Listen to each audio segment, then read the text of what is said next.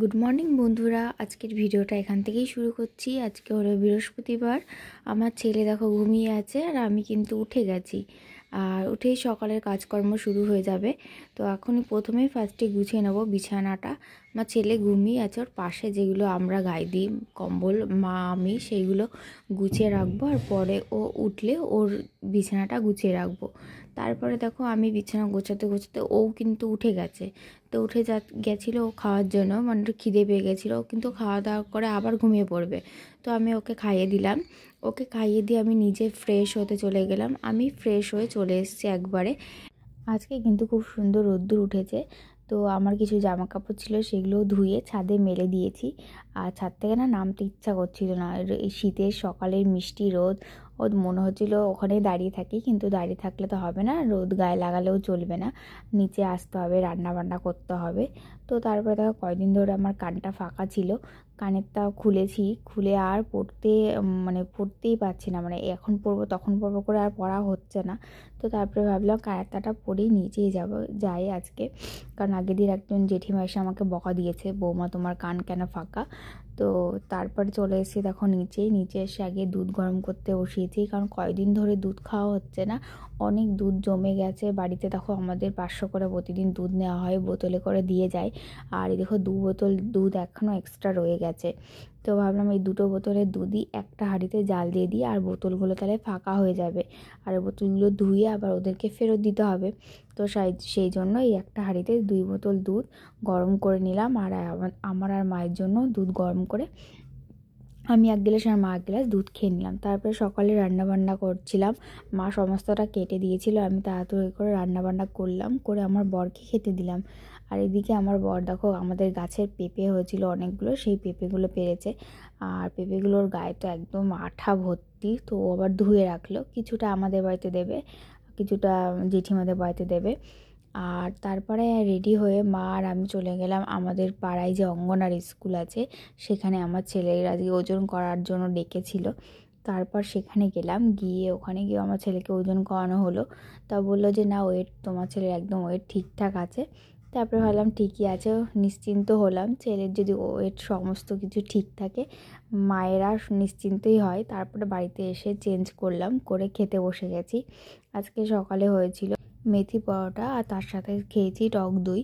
মেথি পরোটার সাথে কিন্তু টক দই খুব ভালো লাগে। তারপর আমার ছেলের যে বোতলগুলোতে করে দুধ খাওয়ানো হয় সেইগুলো পরিষ্কার করলাম, করে চলে এসেছি রান্না করতে। আজকে দেখো রান্না হবে মাছের মাথা দিয়ে পালং শাক আর মাছের ঝোল। আর সেই জন্য মাছের মাথাগুলো আগে ভেজে নিচ্ছি। আর এদিকে পালং শাকটা প্রায় হয়েই এসছে, সেই জন্য মাথাগুলো আগে পালং শাকের মধ্যে দিয়ে দেব। আর তারপরে রান্না করতে করতে আমি আমাদের বাড়ির যে ফলগুলো এনেছিল সেই ফলগুলোও কেটে নিয়েছি। রান্নার ফাঁকে ফাঁকে কিন্তু আমি ফলগুলো কেটে খেয়ে নেব, কারণ পরে আর সময় হয় না, আর ফল কিন্তু বিকালে খেতে ভালো লাগে না।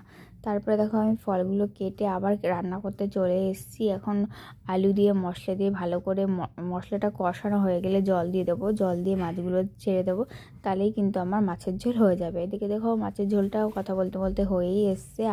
আর এদিকে পালং শাকটাও হয়ে গেছে রান্না, আর ভাতটাও হয়ে গেছে, ভাতের হাঁড়িটা উপর দিয়ে দিয়েছি। এবার আমি গ্যাস আর যেই কটা বাসন আছে সেইগুলো মেজে গ্যাসটা পরিষ্কার করে রাখবো। আর রান্না করার পর এরকম রান্নাঘর এলোমেলো থাকলে, নোংরা থাকলে আমার একদম ভালো লাগে না। সেই জন্য আমি সবসময় রান্না করার পর আমার যতই কাজ থাকুক গ্যাস আগে পরিষ্কার করি। দেখো গ্যাস পরিষ্কার করে রেখেছি, যেই কটা বাসন ছিল সেগুলোও মেজে ফেলেছি রান্না করতে করতে। আর কড়াইটাও কিন্তু হালকা করে মেজে রেখেছি, যদি রাত্রিবেলায় কোনো কিছু রান্না করতে লাগে তো। আর বাকি দেখো আমাদের এই গামলাটাই সমস্ত বাসন রাখি, এখানে কিন্তু একটা বাসনও জমা হয়নি সকাল থেকে, সবই কিন্তু রান্না করতে করতে মেজে ফেলেছি। কাজের দিদির জন্য কিন্তু রাখা হয়নি, ওই রাতের বাসন কটাই থাকে। তারপরে দেখো স্নান করে চলে এসেছি ছাদে জামা কাপড় মেলতে। এই জামা কাপড়গুলো কিন্তু মেশিনে কাচা হয়েছিল, স্নান করতে যাওয়ার আগে ছাদে মেলে দিয়ে গেছিলাম।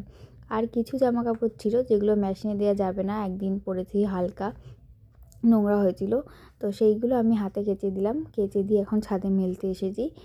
আর এদিকে আজকে কিন্তু ভালোই রোদ, সকাল থেকে যে কতবার আমাদের ছাদে আসতে হয়, ছেলের জামা কাপড় কাঁথা, আর ছোটো বাচ্চা থাকলে যা হয় অনেক জামা কাপড় হয়, বারবার ওঠানামা করতে হয়।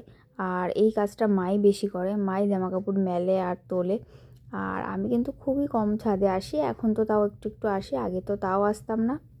আর এদিকে আমার বর স্নান করছে, ওর স্নান করে চলে আসলে চলে যাব নিচেই খাওয়া দাওয়া করতে। প্রচণ্ড খিদে পেয়ে গেছে। তারপর নিচে এসে চলে এসে যে খেতে বসে গেছি মাছের ঝোল আর পালং শাকের তরকারি দিয়ে। খাওয়া দাওয়া করে ওপরে আসলাম।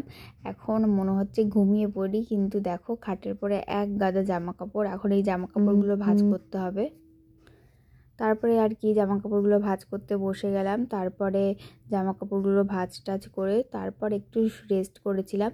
তারপরে কিন্তু সন্ধেবেলায় খুব চা খেতে ইচ্ছা হচ্ছিল, আর চায়ের সাথে একটু অন্য কিছু খেতে ইচ্ছা হচ্ছিল। তারপর আমার বর বাজার থেকে নিয়ে আসলো সিঙ্গারা আর এই প্যাটিস বিস্কুটগুলো, আর সাথে ছিল এই 2 রকম বিস্কুট, নোনতা বিস্কুট না কি বিস্কুট বলে, টপ বিস্কুট, আর জিলিপি এনেছিল। তারপরে কফি বানানো হলো। আজকে আর চা খাইনি, কফি বানানো হলো, আর সাথে কিন্তু সিঙ্গারা আর এই বিস্কুট খাওয়া দাওয়া করলাম। তারপরে আবার কুণাল আসলো, সে আবার দেখো কত কিছু নিয়ে আসলো।